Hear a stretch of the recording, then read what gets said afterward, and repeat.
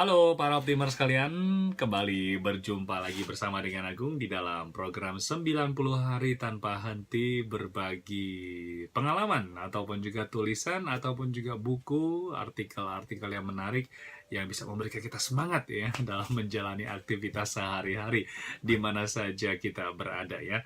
Kemarin kita berbicara tentang buku, bukan buku tetapi seseorang yang disebut yang bernama Warren Buffett ya, yaitu adalah penulis dari buku yang berjudul The Snowball, dan beliau juga adalah orang sukses, juga seorang pengusaha dan juga memiliki kiat-kiat tersendiri untuk mencapai kesuksesannya ya. Dan kali ini masih berbicara tentang Warren Buffett di mana ternyata di dalam sebuah majalah di luar negeri, yaitu dalam majalah Entrepreneur, yaitu adalah majalah yang berbicara tentang pengusaha ya untuk mencapai sebuah kesuksesan, menyusun kembali di dalam kehidupannya Warren Buffett setiap hari setelah dia meninggalkan pekerjaannya, setelah dia selesai mengerjakan apa yang rutinitas sehari-hari ya, ada hubungannya dengan pekerjaan di siang hari.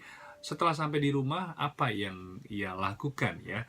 Tentu saja ini merupakan satu rahasia ya. Maksudnya kita bisa belajar dari kesuksesan seorang, pasti dia punya caranya tersendiri untuk menjadi orang sukses. Jadi di sini ada 5 hal yang ia lakukan, dan menurut Agung juga kita bisa belajar dari beliau ya. Kira-kira apa sih yang dilakukan sehari-hari setelah selain bekerja ya. Yang pertama adalah setiap hari dia membaca 500 halaman buku. Ya, 500 halaman setiap harinya ya. Apa saja dibaca? Tentu saja banyak sekali ya. Ia mengatakan bahwa Warren Buffett menghabiskan kurang lebih 80% dari waktu yang ia miliki dengan membaca. Membaca apa?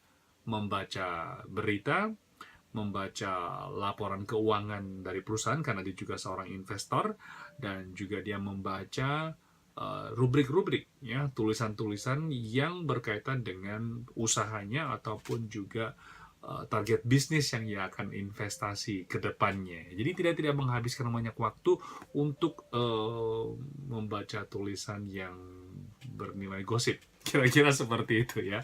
Oke, yang kedua, ternyata ia juga punya kebiasaan, yaitu adalah berolahraga. Dia membiasakan diri setiap hari itu untuk melakukan olahraga yang bisa membuat dia itu selalu dalam kondisi fit ya. Benar juga sih ya, orang begitu dalam kondisi sehat dalam melakukan aktivitas ataupun juga pada saat dia sedang berpikir ya, rencana-rencana juga akan lebih mudah ya. Bisa Anda bayangkan begitu Anda sakit, apa yang terjadi? Tentu saja kepinginnya meram dan juga tidur ya, ingin beristirahat ya. Yang ketiga adalah ia memiliki kebiasaan untuk selalu bersyukur ya, berterima kasih atas apa yang pernah ia dapatkan ya. Seperti Agung pribadi sendiri untuk tahun 2016 ini sudah memiliki target dan juga sudah menjadi kebiasaan dari Agung untuk setiap hari menuliskan 5 hal sederhana yang patut Agung syukuri ya. Jadi ini sebetulnya juga terinspirasi dari seseorang teman yang mempunyai kebiasaan mengucapkan terima kasih lewat sosial media ya. Tujuannya hanya satu, yaitu mengingatkan diri bahwa sebetulnya keseharian kita ini selalu diberkati oleh Yang Maha Kuasa, oleh Tuhan, dan melalui orang-orang di sekitar kita. Nah, dengan menyadari bahwa kita ini ternyata tetap dikasihani oleh Yang Maha Kuasa, tetap disayangi oleh Yang Maha Kuasa, kita akan menjadi semakin rendah diri dan akan merasa kayaknya dunia ini ataupun juga sekeliling kita, walaupun dalam kondisi sesulit apapun, apabila kita tetap masih berterima kasih, kayaknya hidupnya lebih mudah ya dalam menghadapi ataupun juga melihat sebuah permasalahan. Di beberapa saat yang lalu kita berbicara bagaimana melihat masalah itu sebagai kesulitan atau sebagai tantangan. Kalau kita melihat sebagai masalah atau sebagai kesulitan, maka kita akan mandek di sana. Tetapi kalau kita melihat sebagai tantangan, tentu saja akan memajukan pemikiran kita, memajukan ataupun juga meningkatkan semangat kita dalam mencapai sebuah cita-cita kita di sana. Ya, oke. Yang keempat, kayaknya di sini juga cukup unik ya. Dia punya kebiasaan adalah bermain game. Ya, bermain sesuatu yang mengasah otak dan juga menuntut sebuah kesabaran. Jadi ini merupakan satu yang sebetulnya aku nggak pernah terpikir ternyata Warren Buffett punya kebiasaan seperti ini. Mungkin main monopoli kali ya, ada hubungannya sama bisnis. Oke, tetapi sebetulnya permainan ini dia suka bermain kartu ya, kartu remi, dan ini membantu dia untuk mengasah otak ya. Jadi bukan untuk judi, bukan, tapi adalah permainan otak ya. Mungkin juga bermain catur juga boleh sih.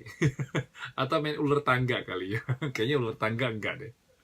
Oke, yang kelima adalah memiliki kebiasaan ataupun juga membina sebuah hobi, eh, hanya sekedar hobi ya, tidak ada tujuan untuk berbisnis. Misalkan ada orang yang pernah mengatakan, Agung belajar main golf aja karena di lapangan golf ini bisa bertemu dengan pengusaha, bisa berbicara tentang peluang kerjasama ataupun juga bisnis ya.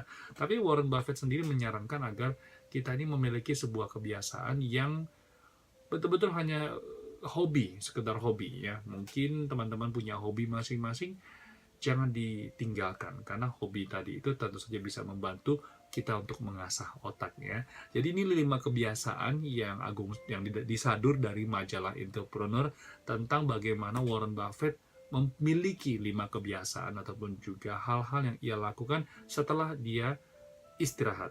Artinya sudah tidak lagi bekerja di siang hari lalu di malam hari. Oke, kita ulangi secara singkat. Yang pertama adalah membiasakan diri membaca, ya. Membaca apa? Buku, berita, dan juga tulisan-tulisan yang bisa memberikan semangat ataupun juga menambah wawasan. Yang kedua adalah berolahraga. Yang ketiga adalah untuk terus bersyukur, berterima kasih dengan sekeliling kita. Yang keempat adalah memiliki kebiasaan untuk bermain, untuk yang bisa mengasah otak dan juga menuntut sebuah kesabaran.